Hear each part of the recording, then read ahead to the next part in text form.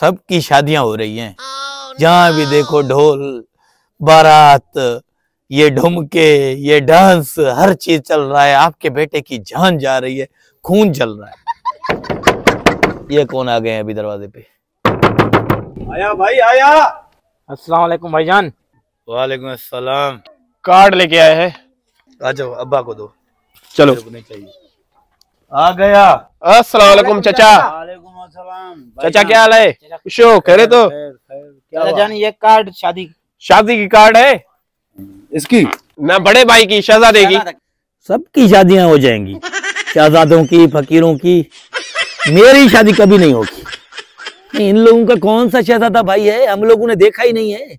लेके तो आओ, ये कौन सा शहजादा है? हम दूल्हे को देखना चाहते हैं। जाओ भाई शहजादे को लेके। हाँ हाँ हाँ, मैं हूँ दूल्हा। चलो भाई चलो, मेरा शहजादा आ गया, मेरा शहजादा भाई। ये है हमारा शहजादा। आई भाई। ये खुदा का कहर देखो यार, ये दूल्हा है, ये भी शहजादा है। तो फिर मैं डूब के मरूं और क्या करूं? बा इसकी भी शादी हो रही है। देखो हालत, देखो अभी। फिर मेरा खून जले या ना जले, दो दांत इसके मुंह में है, ये शादी कर रहा है। अरे तुम्हारे पास क्या है? सुना टलड़, 2 लाख तनख्वाह है मेरी।